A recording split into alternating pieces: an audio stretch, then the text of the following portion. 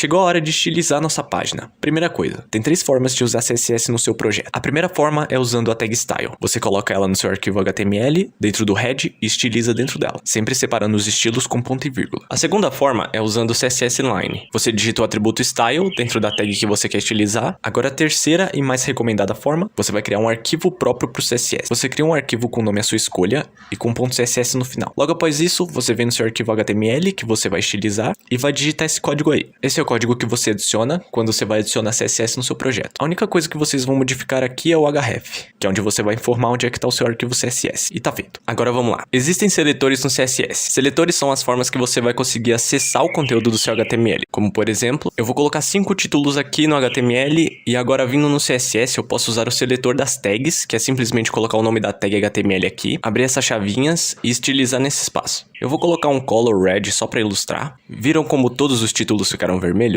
Isso é porque todos eles têm a tag que eu coloquei no CSS. Esse seletor é geral. Agora o segundo seletor, o ID. Para usar esse seletor, você tem que colocar ele como atributo da tag e nomeá-lo. Para usar ele no CSS, você coloca a hashtag e o nome do ID que você acabou de nomear. Ele é um seletor único, ou seja, é recomendado usar o ID com um nome único para cada elemento. Se você quiser colocar o mesmo nome para mais de um elemento, você teria que usar o terceiro seletor, que é a class. Para usar esse seletor é bem parecido com o ID, mas no caso o atributo é a class. Agora para usá-lo, você coloca um ponto e o nome da class. Se você adiciona a class com o mesmo nome em outras tags, o CSS vai contar para elas também. Isso é o que difere uma class de um ID.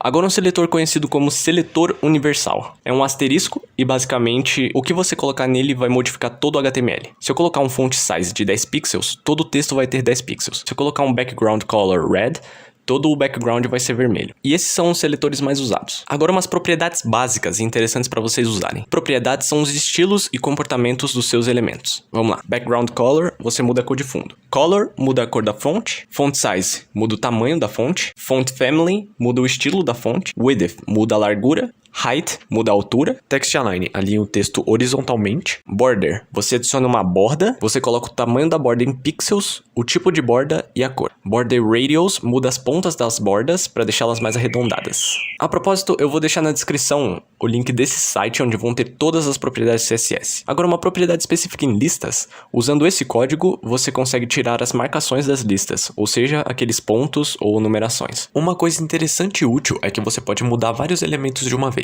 É só você adicionar a vírgula para separar cada elemento e os estilos vão ser aplicados a eles. Agora, duas propriedades parecidas, o padding e o margin. O padding dá um espaçamento entre o conteúdo e suas bordas. Por exemplo, se eu tiver uma div e dentro dela um texto, quando eu colocar um padding em 30 pixels, o texto vai ser espaçado 30 pixels das bordas. O margin, por outro lado, cria um espaçamento externo. Basicamente, o padding é um espaçamento interno e o margin é um espaçamento externo. Sobre display, eu não vou me aprofundar muito nele agora, já que muita gente se confunde com display, então é válido fazer um vídeo só para ele. Agora sobre uma pseudo-classe chamada hover, você usa ela colocando o nome da tag, classe ou ID, seguido de 2 pontos e o hover. Isso faz com que os estilos que estiverem dentro do hover sejam adicionados quando você passar o mouse em cima desse elemento. Por exemplo, eu tenho um botão e eu quero que esse botão fique com um background preto e a cor da fonte azul. É só eu colocar dentro do hover e tá feito. Mas você tá vendo que a mudança tá meio brusca? Para deixar essa transição mais agradável, você vai no elemento que você pegou o hover, mas não o hover em si. Por exemplo, esse é o botão normal e esse é o botão com hover. Eu vou modificar a transição nesse botão normal. Então com a propriedade transition, eu vou colocar um efeito nesse botão. Esse all significa que essa transição vai ser aplicada a todas as propriedades desse botão.